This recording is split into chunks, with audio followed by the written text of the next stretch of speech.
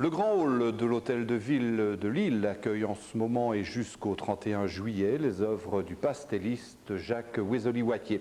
L'artiste borin qui habite toujours la Bouvrie a déjà exposé un peu partout dans le monde, en Suisse, aux États-Unis et en Allemagne notamment. Il est le seul à utiliser le pastel noir sec, une technique délicate qu'il a lui-même mise au point. Fabienne Ducobu. C'est le hasard de la vie que parfois on appelle destin qui a transformé Jacques Wézoli-Wattier en artiste. Quoique artiste, il l'était déjà dans l'âme, même quand il trimait 16 heures par jour dans une carrosserie pour nourrir sa famille. La carrosserie qui, après l'avoir fait vivre, a essayé de le tuer en lui donnant le saturnisme, le plomb qui s'est infiltré dans son corps, le laissant brisé et affaibli. Mais Jacques Wézoli-Wattier n'est pas un homme comme les autres, il ne s'est pas laissé aller. Pour distraire son fils, il va un jour lui faire un simple dessin. Et sans prendre tout de suite conscience de son talent, il continuera à dessiner sur la table de la cuisine, qui encore aujourd'hui reste son seul atelier, jusqu'à la découverte du pastel noir. Finalement, on m'a donné une clé de pastel, que j'ignorais totalement, bon, moi, carrossier, à 1000 lieues de l'art, à tel point que je faisais rire mes amis pour la bonne raison, c'est que je confondais toujours Vincent van Gogh et Victor Hugo.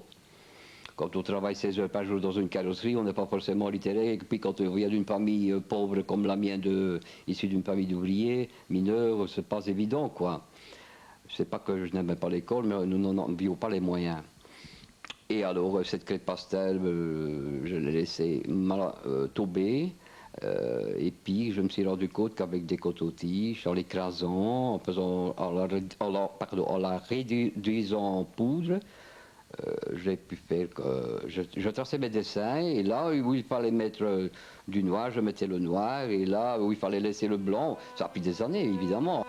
Et pourtant, autodidacte, Jacques n'en est pas moins perfectionniste. Comme il aime à le rappeler, il ne se prend pas au sérieux, mais travaille sérieusement.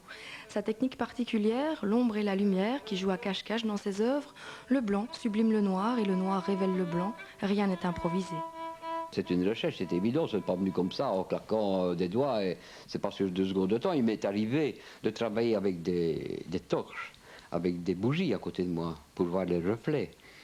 Pendant l'hiver, bien souvent, mon fils tenait une torche de papier qu'il illuminait pour voir mes neiges, pour voir les ombres, pour savoir donner le dégradé. Parce que finalement, je n'utilise que le pastel noir, sec, sur une feuille blanche.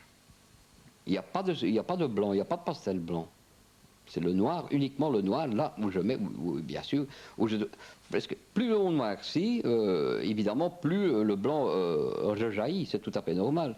Mais ce qui n'est pas évident, c'est de donner le gris. Et le gris, là, il y a un petit secret, c'est mon secret que je vais disparaître avec mon secret. Il y a 2 personnes qui le savent, il y a mon épouse, ici présente, et mon fils, c'est tout.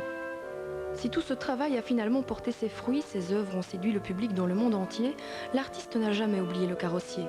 Ses tableaux sont exposés à New York, mais lui n'a jamais voulu quitter la Bouvrie, le village qu'il a vu naître. Que j'ai de l'argent, que je n'en ai pas, ça n'a pas d'importance. Moi, j'ai perdu le bien le plus précieux, ma santé. Mon épouse aussi.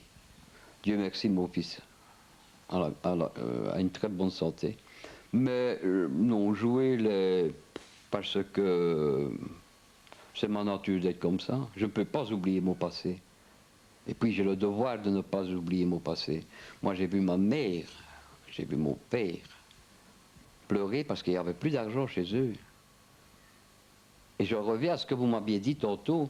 Quand on a connu cette période-là, comme mes frères et sœurs ont connu cette période-là, parce que je viens d'une famille nombreuse, je suis le 3e d'une famille de 4 enfants.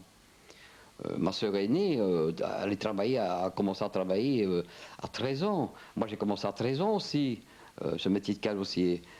Mon frère aîné, menuisier, c'était pareil à l'époque, c'était pas la vie de maintenant, quoi. Son œuvre est paradoxale et inclassable, cet amoureux du passé, de l'ancien, qui couvre ses personnages de Capeline en souvenir de sa grand-mère, dessine aussi des oiseaux de pierre, des femmes violons. Les objets humanisés qui témoignent du surréalisme de Jacques Wézoli-Wattier côtoient les rues à pavés et les réverbères d'antan. Et quand son moral prend le pas sur sa maladie, il se laisse aller à une légère infidélité au pastel noir et colore de bleu la ligne de l'horizon. Je me sens emporté par ce charme-là. Pour moi, c'est un charme de pouvoir apprécier la nuit, un clair de lune, les étoiles. Peut-être que je suis poète sans le savoir. On m'a dit que j'étais poète, mais je ne sais pas écrire, donc je ne suis pas poète. Mais on peut être poète sans savoir écrire. Et je pense que ce que je retraduis sur mes tableaux, c'est de la poésie. Parce que finalement, quand nous allons à l'école, je n'apprends rien à personne, hein, mais les premières lettres de l'alphabet et les premiers chiffres, c'est déjà dessiné. Et pourtant, c'est de la poésie à l'écriture, A, B, C, D, etc. Et c'est dessiné finalement. Donc tout se rejoint.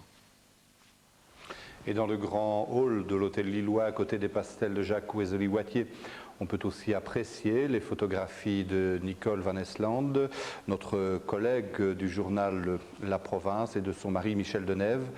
Pareil, en bandoulière, ils ont tous deux sillonné l'Hexagone et ils en ont ramené 78 clichés riches en couleurs et en émotions, de la Bretagne à la Corse, de la Normandie à la Provence, un tour de France en images en forme d'invitation au voyage, l'occasion de découvrir ou de redécouvrir la mer, la montagne et les villes. C'est sur ces images que je vous fixe rendez-vous à vendredi 18h30. Ce sera l'heure de notre prochain JT. Excellente soirée. I hated you, I loved you too.